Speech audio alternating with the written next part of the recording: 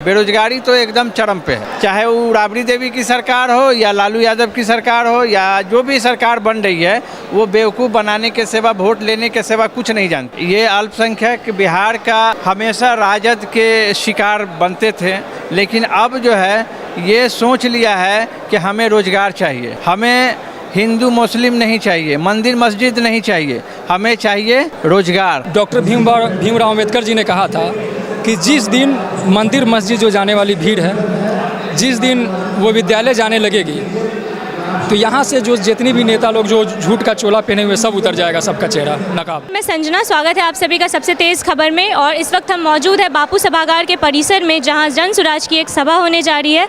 आइए लोगों की प्रतिक्रिया लेते हैं। सर, आपका नाम? मेरा नाम शमीम आलम हुआ और 2019 में हम लोकसभा चुनाव लड़े हैं, लेकिन बहुत सारी बिहार में सरकार बनी। लोग आज भी बेरोजगारी का शिकार है। लोग बिहार से पलायन करते हैं, जो अदर स्टेट में जाकर के काम करते हैं। बेरोजगारी चरम पे है। युवा पढ़ लिख करके रोड पे घूम रहा है, न उसको रोजगार है, न कुछ इस तरह का कल कारखाना है। खाली सरकार जो है बेवकूफ़ बनाता है और बेवकूफ़ बना करके जो है वोट लेता है।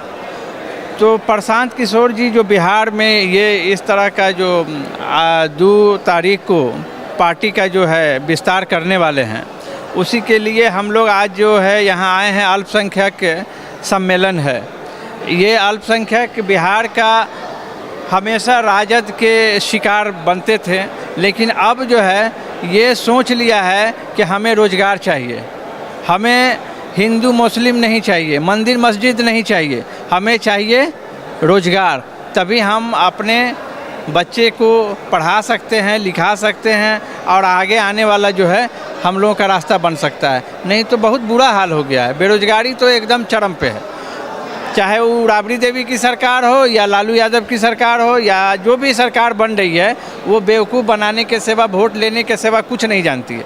तो ये तो एक नया मुहिम रच रहे हैं, तो हम लोग इनके साथ हैं। आप पूरे बिहार की मुसलमान जो प्रशांत किशोर जी के हाथों को मजबूत करेगा। और 2025 में हमें उम्मीद ये है कि 150 पार विधानसभा जो है जीत करके आएंगे और अपनी सरकार बनेगी।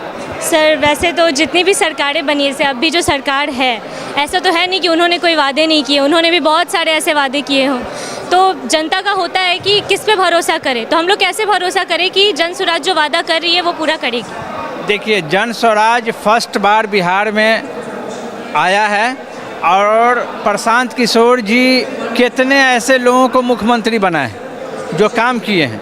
तो आज जो है आप देख लीजिए ना, दिल्ली में प्रशांत जी का देन है कि जो आज केजरीवाल की सरकार है।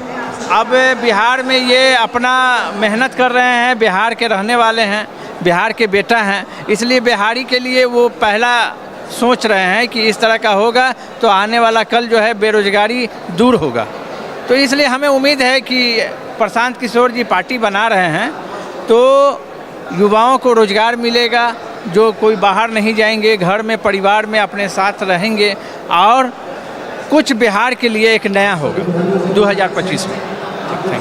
कहाँ से हैं आप? शिवहर जिला हिरम्मा गाँव। सर, आप एक युवा हैं, तो प्रशांत किशोर जी ने युवाओं के लिए जो वादे किए हैं, उनका दावा है इतना सारा, तो आपको क्या लगता है कि 2025 में उनकी सरकार बनेगी तो वो पूरा करेंगे? जी बिल्कुल, हमको तो ऐसा लगता है कि पूरा करें, क्योंकि बेरोजगारी तो बहुत ज़्यादा है।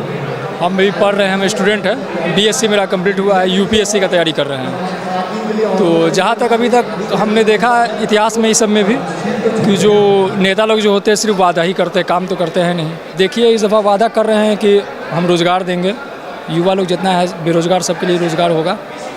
तो बस, तो हम लोग भी इसलिए इनका समर्थन कर रहे हैं कि कहीं शायद कहीं ये बात सच हो और रोज़गार मिले, क्योंकि बेरोज़गारी होगा तो बहुत कुछ बढ़ेगा, गुंडाई चलेगा, लूटपाट होगा। क्योंकि बैठा हुआ जो बेरोजगार आदमी रहेगा वो क्या करेगा?